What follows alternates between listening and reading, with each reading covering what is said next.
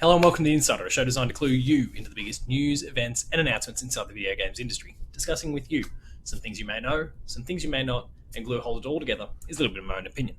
My name is Paul James, thank you very much for watching, and let's get for the episode. Showtime! As the frontrunners of the current console generation, Sony has been the recipient of a little bit of heat as we've got towards the back end of this particular generation. They started off so well. There was the big indie presence. They shot down so many initiatives that Microsoft had tried to kick off that were deemed to be not consumer friendly. And they basically did everything right. And then as the generation's gone on, they've lent further and further into their first party IP, which is fantastic. That's great.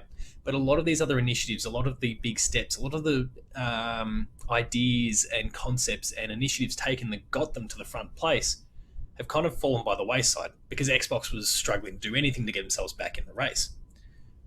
Well, Xbox has made some changes, the heat has gone on to PlayStation, and some changes have finally occurred.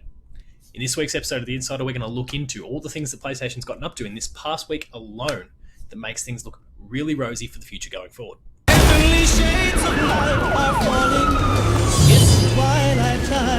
Let's start with the first and maybe most pronounced announcement that came out of the week.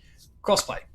Crossplay has been a big topic of discussion, especially since Fortnite kind of became as big as it was, and PlayStation kind of half stepped into joining Xbox and Nintendo and obviously the PC gamers in that space by kind of kicking out a beta version of Crossplay. Don't know why you ever needed a beta, but fine. And there was a very limited number of games that were available in that. Well, this week they've decided to kick the door down and say Crossplay is now available to everyone, anyone and everyone, whatever developers you want, go out there, support it if that's what you want. If it's as easy as pressing a button to get all consoles connected, do it. So that is exactly what's happening, and expect to see, on top of the fact that we've already got Rocket League and Fortnite, for example, expect to see the likes of Call of Duty, Borderlands 3, and a whole host of other multiplayer games coming up to all support it going forward. And that's awesome news. Out of the mist, your voice is calling, 'tis twilight time. Next thing relates to PlayStation Now. There's a big discount that's taken place there. They've almost halved the price for every different payment structure model for PlayStation Now. Now, it's still not available in Australia, and that's a real shame, and hopefully they kind of change that sometime soon, because with the download feature they've now implemented, it's making it more and more feasible for people to be able to just play these PlayStation Now games directly off their machine. Makes it more like Game Pass. That's a really great thing. At this point, though, they're not quite there, but they did make some big steps going forward. So like I said, the price has been slashed. It makes it far more accessible straight out the gate. But they've also lent into it far more, and they're creating a Game Pass style structure by adding the likes of God of War, Uncharted 4, Infamous Second Son, and a whole bunch more to that roster. It now means that if you, you particularly want to, you can play God of War on a PC.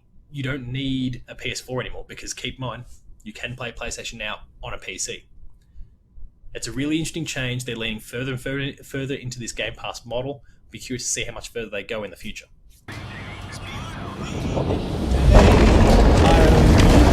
There was one slightly less exciting thing to come out of the news this week. Shawn Layden, the head of Worldwide Studios, is stepping down. It was a really weird, awkward announcement where there wasn't a press release. It was just a tweet from the official PlayStation account thanking him for his services.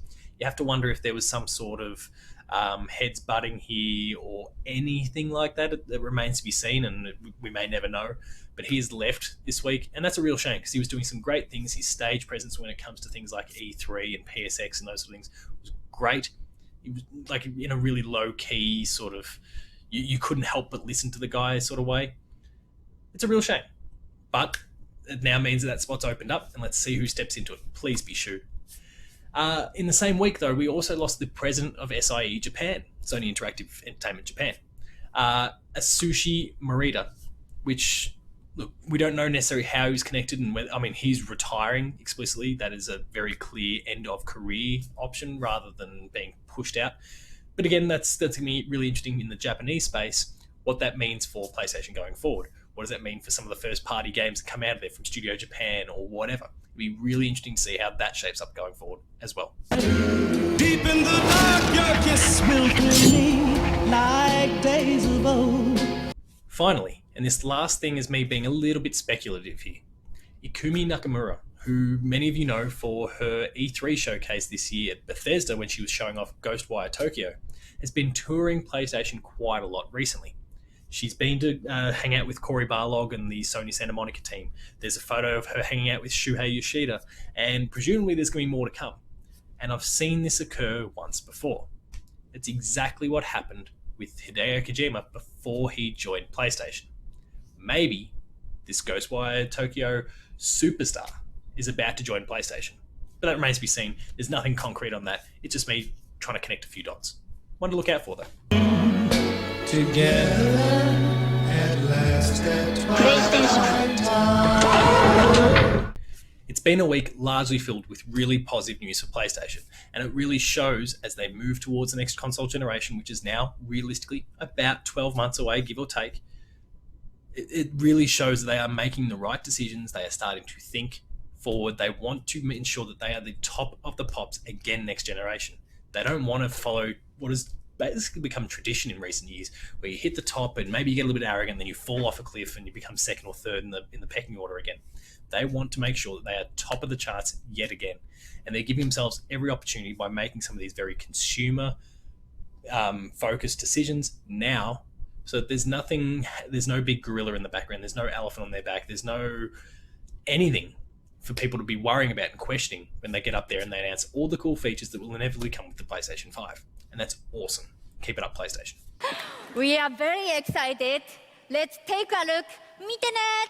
Thank you! So that concludes this week's episode of The Insider. I hope you enjoyed it. If you did, please consider liking, sharing, and subscribing. All those buttons are down below here. And hit the notification bell. That way you're alerted to every new video the moment it goes live on the channel. That includes Patched, The Insider, Player 2 Plays, Late Game Review, Gamer School, and a whole lot more. There's some awesome stuff there, so please be sure to go and check it out. Visit the website player2.net.au, where you'll find reviews, previews, opinion pieces, news, features, the Player 2 Writers Draft, links to our podcast series, Patched, the Player 2 Pixelcast, and My Little Baby Dev Diary. Go and check them all out. Give them 5-star reviews on your preferred podcasting service. It will help boost them up the charts, give them more exposure, and we'd really appreciate that. We're on Patreon, patreon.com/player2au. Consider kicking a few bucks. At the lower tiers, you'll get early access to episodes. The higher tiers, you'll get monthly episode exclusives.